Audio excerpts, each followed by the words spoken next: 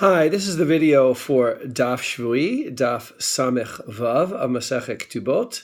If it looks like I'm sitting with a different background, it is because I am filming this from the United States, from Needham, Massachusetts, close to Boston, where I am for the summer. So if I run into you while I'm there, great. If not, I hope you do enjoy this video and that you're having a great summer while you watch it. I wanted to go over the Mishnah that appears in the first half of the page because it's a little bit confusing, and a few different perushim, commentaries, and exactly what it tells us about the dowry, which I've said many times was a really very important critical institution for understanding marriage. And we're going to get down into the nitty-gritty of some of the economics of the dowry. So I think it's useful to go over what kinds of things we're talking about here, even though I went over these in the commentary as well. So the second part of this Mishnah begins that if she agrees to bring in 1,000 dinar, and here we're referring to 1,000 dinar in cash, then he has to write in there 1,500 dinar in the ketubah. And the reason for this is quite clear. It's not really, it looks a lot like interest, basically. The thing is that he gets to use cash. Cash is something that's always desirable. Most people take cash, as they say.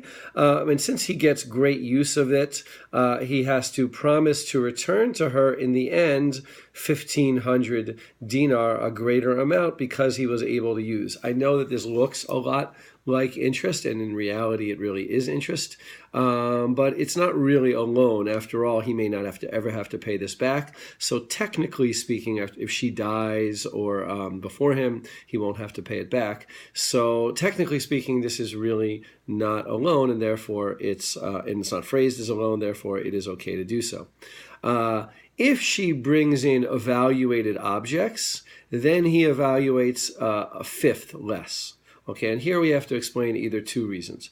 One is the value of objects will go down in any case.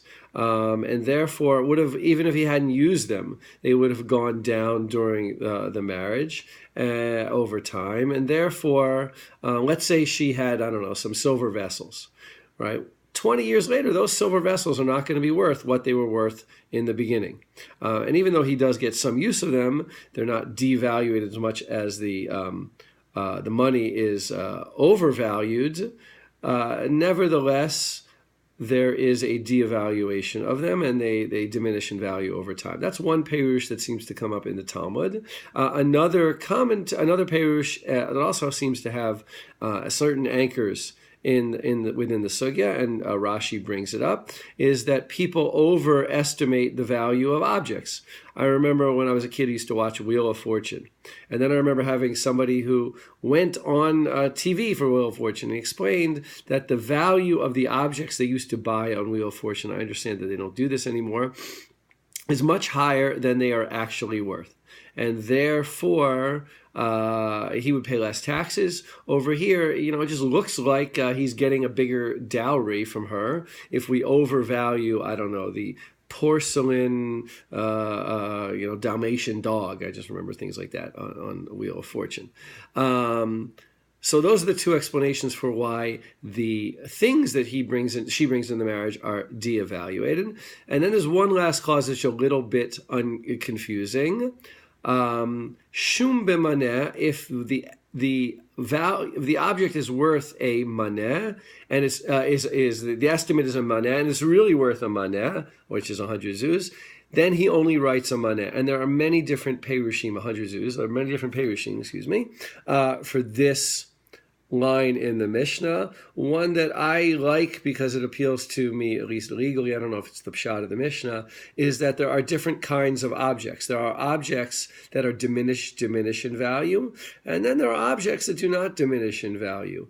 Trying to think of something. The truth is, like today, some kind of, I don't know, she brings in a silver mezuzah. The value of the silver mezuzah does not go down over 20 years. Certain objects that are not used all that often, the value of, my dining room chairs, which I happen to be sitting on right now, will go down over 20 years because they're being used and they're going to wear out. The value of pots, pans, daily items in daily usage will go down over years. The value of a book, for instance, a valuable book, especially in those days, will not go down over the course of time. So it depends on the nature of the object being brought into the marriage. There are other interpretations of this, including one that says if somebody makes a stipulation that the real value of something is put in the ketubah. Let's say she says, look, I'm bringing in a table worth 1,000 zuz. I want 1,000 zuz table back at the end. I'm not willing to have it devaluated, and he agrees to it. Then she has a right to assess the value and have the value written of the objects in her ketubah as she likes. I think it's important to realize in reality probably these things were governed by a mixture of convention and law. In other words, there were laws guiding what people should do, but there were also probably, and conventions guiding what people did do, but there also was probably a room for negotiation between the couple with regards to the particulars as to how much value was written in the ketubah.